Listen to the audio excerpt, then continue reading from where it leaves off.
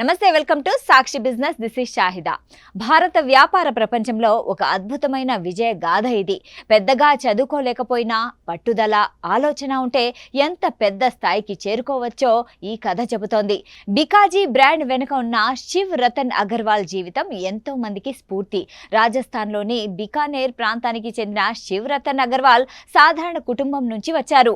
ఆయన చదువు కేవలం 8వ తరగతితో ఆగిపోయింది.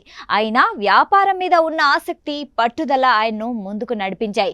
చదువు తక్కువైనా ఆత్మవిశ్వాసం, కృషి మీద నమ్మకం పెట్టుకొని తన సొంత వ్యాపారం ప్రారంభించాలని నిర్ణయించుకున్నారు. అలా 1986లో ఆయన శివదీప్ ప్రొడక్ట్స్ అనే సంస్థను ప్రారంభించారు. ఇది తర్వాత బికాజీ ఫుడ్స్ ఇంటర్నేషనల్ గా మారింది. 1993లో బికాజీ బ్రాండ్ అధికారికంగా ప్రారంభమైనది. ఈ సమయంలో ఆయన బికనేర్ సాంప్రదాయ రుచుల్ని ఆధునిక తయారీ విధానాలతో కలిపారు.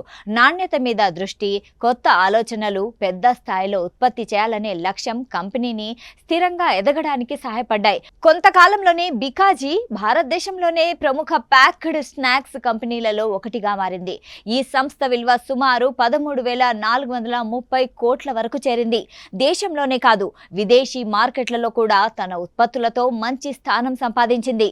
భుజియా, నమ్కీన్, స్వీట్లు, ప్యాక్డ్ స్నాక్స్ వంటి విభిన్న ఉత్పత్తులు ప్రజల నమ్మకాన్ని గెలుచుకున్నాయి. అంతర్జాతీయ ఫాస్ట్ మూవింగ్ కన్స్యూమర్ గూడ్స్ కంపెనీలకు కూడా బలమైన పోటీగా నిలిచింది. బికాజీ అనే పేరు కూడా ఆయన స్వస్థలమైన బికానేర్ చరిత్రతో అనుసంధానమై ఉంది. బికానేర్ స్థాపకుడు రావు బికా పేరు నుంచి ఈ పేరు తీసుకున్నారు. సాంప్రదాయం, ఆధునికత కలిసిన ఈ ఆలోచన బ్రాండ్ గుర్తింపుగా మారింది. 2022 నవంబర్లో బికాజీ ఫుడ్స్ ఇంటర్నేషనల్ స్టాక్ ఎక్స్చేంజ్లలో లిస్ట్ అయింది. ఐపీఓ ధర కంటే ఎక్కువ ధరతో మార్కెట్లో ప్రవేశించింది.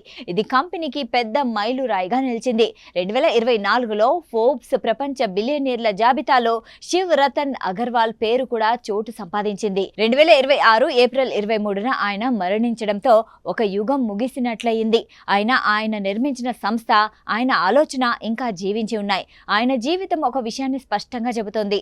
పెద్ద చదువులు లేకపోయినా స్పష్టమైన లక్ష్యం, నిరంతర శ్రమ, సరైన ఎగ్జిక్యూటివ్ ఉంటే అసాధ్యాన్ని కూడా సాధ్యం చేయొచ్చు అనేది. ఈ కథ చివరికి ఒక బలమైన సందేశం ఇస్తుంది. జీవితంలో ఎక్కడ మొదలు పెట్టామన్నది ముఖ్యం కాదు, ఎక్కడికి చేరుకోవాలని కోరుకున్నామన్నదే నిజమైన శక్తి.